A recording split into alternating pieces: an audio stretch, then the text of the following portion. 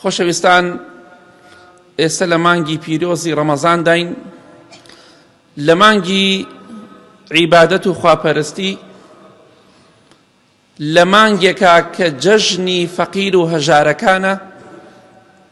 مای دڵخۆشی ئەوانە چونکە لەم مانگەدا خەڵکی دەستیان دەکەنەوە بۆ فەقیر و هەژارەکان، ئەوانەی کە بەڕاستی فەقیر و هەژارن، نەک ئەوانەی فێربوونە. بۆیە خۆشەویستان، خوای گەورە و میهرەبان داوای قەرز لە ئێمە دەکات. کی ئامادەیە قەرز بە خوای گەورە بدات؟ خوای گەورە دەفەرمێ: من ذا الذي يقرض الله قرضا حسنا فيضاعفه له أضعافا كثيرة. چی کەسێک لە ئێوە هەیە ئەی مسلمانان قەرزێکی جوان بە خوای گەورە بدا لە پارەیەکی حەڵاڵ؟ قەرزەکە چۆن دەبێت؟ خوا پێویستی بە پارەی خەڵک نییە، بەوەی کە پارە بدەی بە کەسێک سەدەقە بێ یا زەکات بێ، بیدەی بە کەسێک کە شایەنی بێ و مستحق بێ.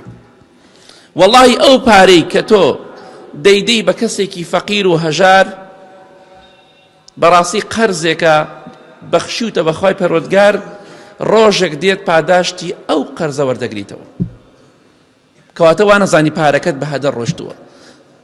ئەگە تەشبیهات نەبێ کەسێکی زۆر سیقە هەبێ شتێ پارەی بە قەرز بدەیتێ، دڵت لای نییە، چونکە دڵنیای لەوەی کە پارەکەت نافەوتی. ئەگەر ئەو کەسە ئەو زاتە خوای گەورە بێ، بۆیە ئەو پارەی کە دەیدەی بە فەقیر و بە هەژار، نەک سوالکەر زەکات و شتیان پێ ناشێ، وان فەقیر نینەوە پیشەیان سوالکردنە، حتا مردن سوال دەکەن کوڕا و کوور دەڕۆن. بۆیە هەر قەرزێکت دا بە خوای گەورە دڵنیا بە خوای گەورە چەند قات پاداشتی تۆ دەداتەوە. لە حەدیثێکی صحیحی سونەنی ترمزی هاتووە، خۆشەویستی خوا فەرمێ صلی الله عليه وسلم: هەر کەسێک شتێک لە پێناو خوادا ببەخشێ، خوای گەورە کوتیبەت له ب700 ضعف، خوای گەورە 700 قات پاداشتی ئەداتەوە.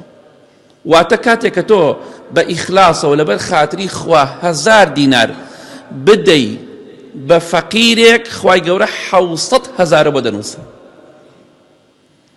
واللهی ملیۆنێک بدەی بە فەقیر و بە هەژار، خوای گەورە 700 ملیۆن بۆ نووسێ. گەڵایەک بدەی بە فەقیرێک و هەژارێک، خوای گەورە 700 گەڵاکە 7 دەفتەر دەکا، خوای گەورە بۆ دەنووسێ. ئەمە قەرزێکە دەیدەی بە خوای گەورە، دڵنیا بە خوای گەورە پاداشتەکەی زۆر بە گەورە دەداتەوە.